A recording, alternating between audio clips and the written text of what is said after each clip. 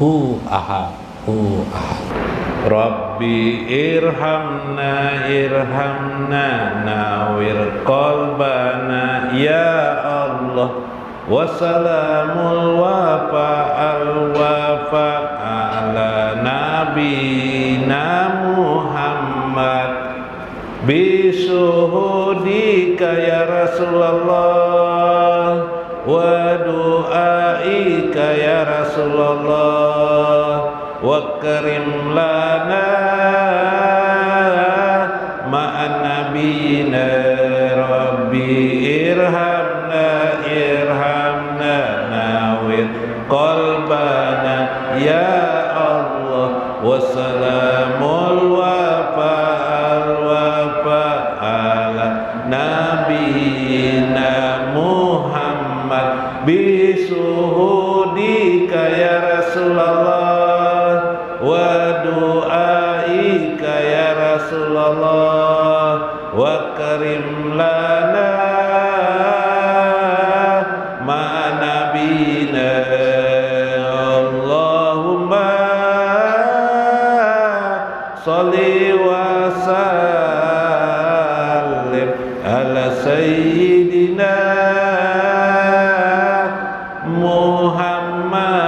Muhammadin anta habibuna Muhammad anta nabiyuna Muhammad bisuhudika ya Rasulullah wa du'aika ya Rasulullah wa karim lana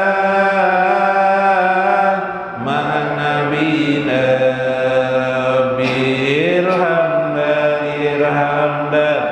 nawir qalbana ya Allah, wassalamul wafa'al wafa ala nabiyina Muhammad bisuhudika ya Rasulullah wa du'aika ya Rasulullah wa karim lana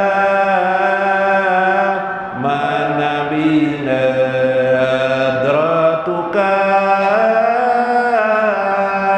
rahmatal alamin tabarakallah ala kulli halin syukran laka ya Rasulullah syukran laka ya Nabi Allah bisuhudi ya Rasulullah wa du'aika ya Rasulullah wa karim lana ma'an nabiyina Rabbi irhamna irhamna nawir qalbana ya Allah, wassalamul wafa'al wafa ala nabiyina Muhammad bisuhudika ya Rasulullah wa du'aika ya Rasulullah wa karim lana ma'an nabiyina Muhammad bisuhudika ya Rasulullah wa du'aika ya Rasulullah wa karim lana ma'an nabiyina Rabbi irhamna irhamna nawir qalbana ya Allah, wassalamul wafa'al wafa ala nabiyina Muhammad bisuhudika ya Rasulullah wa du'aika ya Rasulullah wa karim lana ma'an nabiyina Allahumma sholli wa sallim ala sayyidina Muhammadin anta habibuna Muhammad anta nabiyuna Muhammad bisuhudika ya Rasulullah wa du'aika ya Rasulullah wa karim lana ma'nabina birhamna irhamna nawir qalbana ya Allah wa salamul wafa al-wafa ala nabina Muhammad bisuhudika ya Rasulullah wa du'aika ya Rasulullah wa karim lana ma'nabina adratuka rahmatal alami tabarakallah ala kulli halin syukran laka ya Rasulullah syukran laka ya Nabi Allah bisuhudi ya Rasulullah wa du'aika ya Rasulullah wa karim lana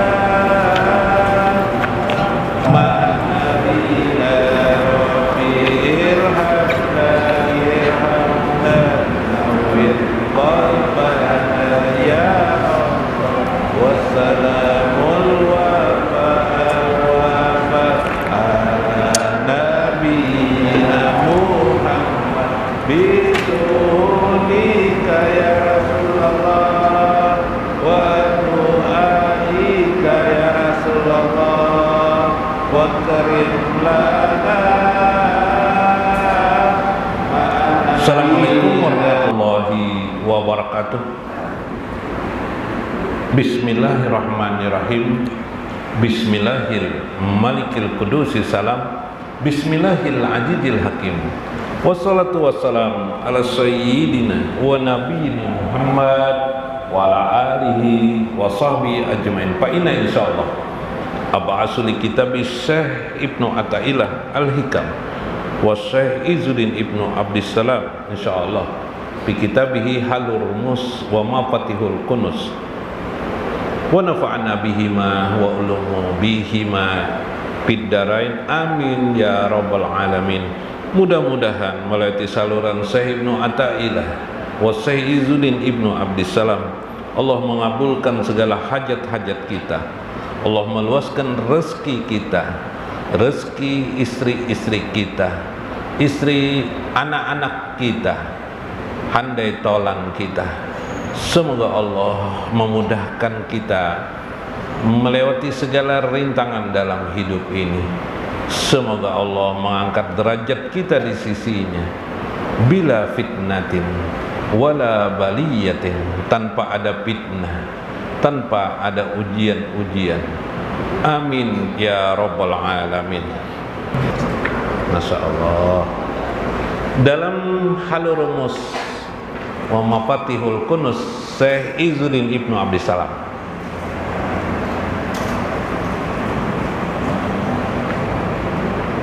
dikit lagi lah baik kita memahami yang minggu kemarin supaya dapat paham lagi. Minggu kemarin saya Izzuddin mengisahkan bagaimana syariat dan hakikat itu harus satu kesatuan atau bersatu dia, seperti perkataan Nabi.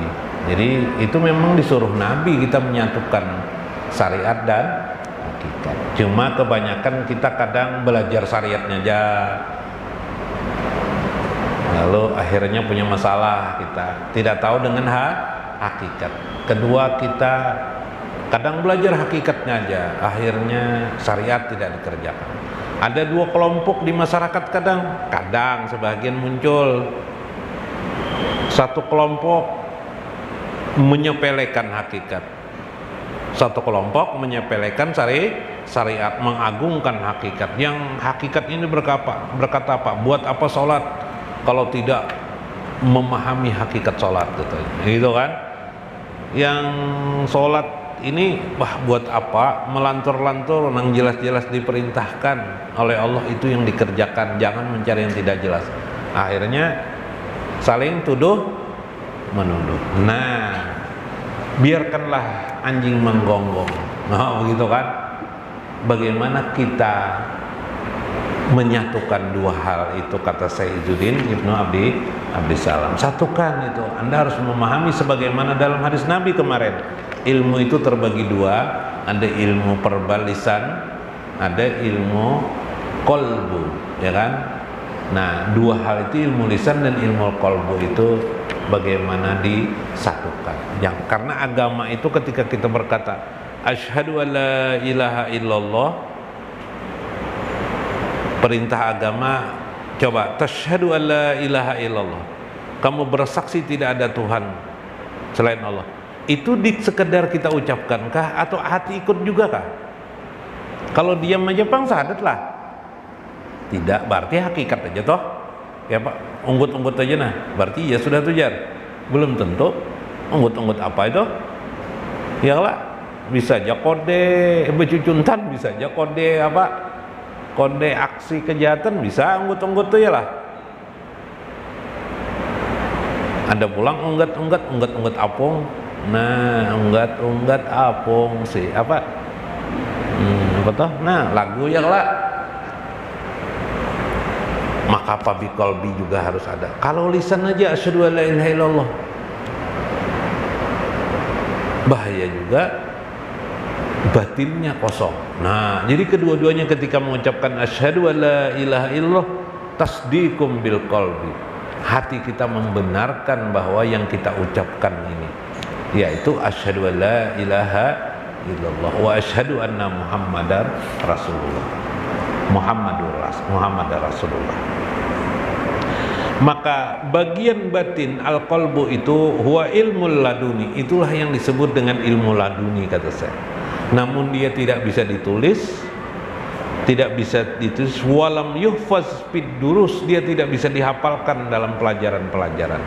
Wa innama huwa talqin minallah, itu nanti didapat langsung melewati talqin Allah Azza wa Jalla. Jadi ilmu hakikat itu talqin dari Allah hakikatnya. Tidak bisa dipelajari. Loh, kalau kita mempelajari gimana? Tidak bisa dipelajari. Lalu caranya apa? Dibuatkan rangkaiannya. Namanya ilmu ma'rifatullah. Dengan melewati ilmu ma'rifatullah itu akan timbul ilmu hakikat nanti. Ada begitu. Kama anna Khidir alaihi salam alima bil ilmi laduni malam ya'lamhu Musa bi ilmil wahyi. Nah, kisah Nabi Khidir Jasin, lihatlah kata Sayyiduddin Ibnu Abdissalam bahwasanya Nabi Khidir alaihissalam alima bil ilmi laduni, beliau mengerti tentang ilmu laduni. Malam ya'lamhu Musa bil ilmi, yang Nabi Musa tidak tahu ilmu itu, yaitu berupa wahyu yang diberikan Allah kepada Nabi Khidir. Faqatala tilkan nafsuzakiyah, an-nafsuzakiyah. Seperti itulah ketika beliau membunuh seorang anak yang masih bayi. Nabi Khidir membunuh anak bayi.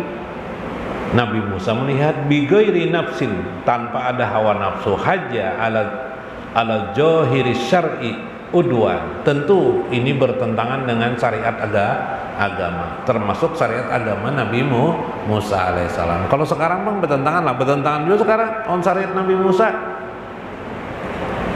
Lakinna zohara tahqiqu fi'lihi bi ilmil akhir laduni lam yuktal minal kitabi wal awraqi. Tetapi itulah perintah penampakan hakikat dari sebuah ilmu daripada ilmu hakikat ketika itu sesuatu yang lain, yaitu ilmu laduni yang tidak dinukilkan, ditetapkan, disampaikan daripada kitab wal aurat ataupun yang ditulis di daun-daun. Wa innama jaa wahyan minal malikil qalaq. Sesungguhnya dia juga adalah datang daripada Tuhan. Dia hidup di sisi Allah al-malikul qalaq, daripada Allah Azza wa Jalla. Fawajaba ala Musa inkara zalika, maka tentu saja wajib bagi Nabi Musa mengingkari akan demikian itu. Wa istiqbaha qiyaman bil hududi wa amalan bis syariah iz huwa musyarri muqtadi bihi. Maka itu karena di dalam syariat Nabi Musa sampai hingga sekarang bil hududi, ada batas-batas, wa amalan bis syariah, dengan amal-amal syariah, iz huwa musyarri, ketika dia memang dibuat oleh Allah Azza wa Jalla. Jadi syariat itu kepada Nabi Muhammad maupun sebelumnya kepada Nabi Musa itu memang wahyu dari Allah. Tapi hakikat itu juga wahyu dari Allah dengan Nabi Khidir alaihissalam. Makanya Nabi Khidir berkata kepada Nabi Musa apa? Innaka lan tastati'a ma'i sabran. Wahai Musa, innaka lan tastati, kamu tidak akan mampu mengikuti ma'i sabran, mengikutiku dengan sabar. Tidak mungkin. Alama yukhalifu syariah. Karena apa? Karena selalu bertentangan dengan syariat. Jadi ada 3 peristiwa kejadian. Beliau menimbun harta ditimbun beliau. Peristiwa itu bayi dibunuh beliau, harta ditimbun beliau. Kata beliau untuk yang akan datang, kenapa ini tidak diambilnya barangnya? Jadi malah ditutup gitu kan. Ada perahu dibocori, dikaramkan. Nah, karena beliau mengetahui hakikat. Nah, jadi hakikat itu muladuni sifatnya. Dan nah pertanyaannya kadang-kadang apa itu perlu dipelajari? Perlu dipelajari karena itu dia ada rasa isi syariat. Bagaimana contoh isi syariat? Ya, contohnya sholat. Ketika kita sholat itu kan yang kita pelajari pada umumnya adalah gerakannya, ya enggak? Ucapan dan mengucap niat lillahi ta'ala. Apakah fardu atau sunat? Fardu lillahi ta'ala. Selanjutnya kita membaca surat Al-Fatihah, kemudian ayat-ayat yang lain. Yang kita tidak pelajari adalah perasaan kita, karena kita dianggap bisa aja semuanya, ya enggak? Maka harus kita pahami bagian-bagian itu. Apa itu satu kali disampaikan selesai? Tidak, banyak masalah itu. Makanya kita harus memperbanyak hakikat itu ketika kita mengerjakan sholat. Bagian daripada sholat aja banyak benar, apalagi bagian yang lain. Zakat ada, masalah haji ada, masalah hidup ada. Kalau tidak, kita bisa salah nanti. Bagian satu adalah menyangkut soal minnah. Itu kan, minnah itu apa? Minnah itu bahwa kita mengerjakan ini anugerah Allah, bukan kita, bukan kemampuan kita. Al-istitoah, kemampuan di situ bukan kita, tapi kemampuan yang dilimpahkan Allah kepada kita. Jadi kalau hendak melihat limpahan Allah langsung kepada diri yang masih murni, asli, itulah sholat. Makanya bingung sholat itu didalil nyata masuk surga dan sebagainya, masih aja orang koler bisa mengerjakan sholat. Ya kelalah, susahnya bukan main sholat itu. Kenapa begitu? Karena itu murni limpahan dari Allah. Namun limpahan yang asli itu ialah, yang asli lagi itu ialah bila orang itu ikhlas dalam sholat, itu berarti benar-benar. Kalau bukan, itu tidak. Maka kita harus memahami, menanamkan di situ, sehingga kita tidak bisa bersombong bahwa kita ahli sholat. Mengerjakan ke sholat ya, tapi kita berkata mengerjakan ya. Tapi bisakah kita mengklaim yang paling benar? Tidak bisa. Nah, itu pelajarannya kemarin dalam surah Al-Asr, bagaimana khusyuk dalam sholat misalnya. Itu bagian itu aja. Itu isi, itu hakikat semua itu. Oh, inikah yang namanya minah anugerah Allah. Pertanda Tuhan memperhatikan seseorang itu dia mengerjakan sholat. Nah, tetapi itu hakikat tuh, bersatu dengan syariat tuh. Ketika melihat orang tidak sholat atau melihat diri tidak sholat, gimana kata-katanya? Supaya tidak menghina. Berarti tidak mendapatkan limpahan Allah aja wajah. Begitu kan? Lalu kita meneruskan hakikatnya itu terserah Tuhan. Enak kadang masukkan neraka kah atau tidak kah pada diri kita, itu urusan Allah, betul, itu betul aja. Tapi kita dipupuk lagi bahwa bagaimana kita mendapatkan limpahan nur Allah itu supaya tetap berada pada diri kita. Nah, itu dulu bagiannya. Jadi hakikat itu bagian yang penting di dalam agama. Bahkan Nabi mengatakan tidak bisa sholat itu, seseorang tidak masuk surga. Nah, itu la yadkhulul jannah, tidak akan pernah masuk surga. Man fi qalbihi kibriya, siapa yang di dalam hatinya ada kibriya. Kibriya itu rasa sombong, kesombongan.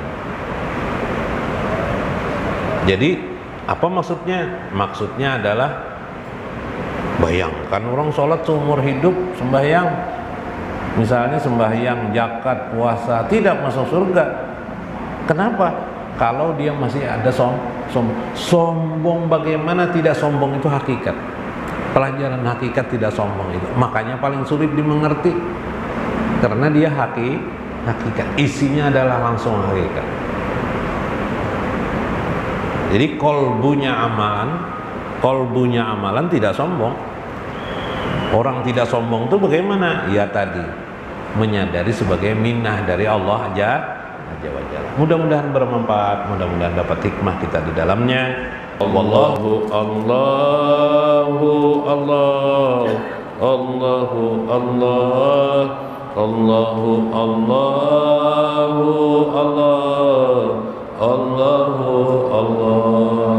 labbaik Allahumma labbaik la syarika lak labbaik innal hamda wan ni'mata lak wal mulka la syarika lak labbaik Allahumma labbaik la syarika lak labbaik innal hamda wan ni'mata lak wal mulka la syarika lak. Allahu Allah, Allahu Allah.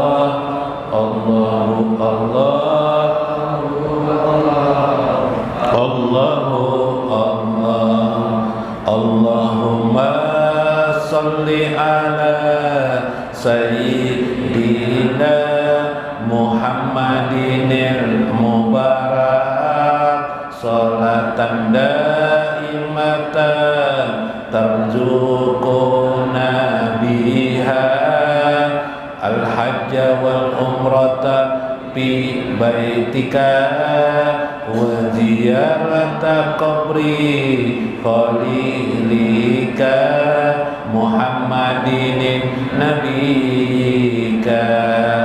Allahu Allah, Allahu Allah.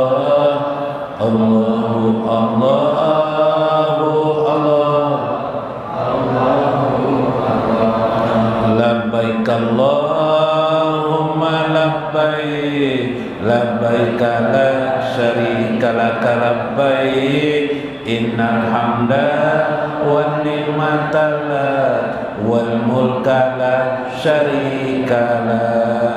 Allahu Allahu Allah, Allahu Allah, Allahu Allah.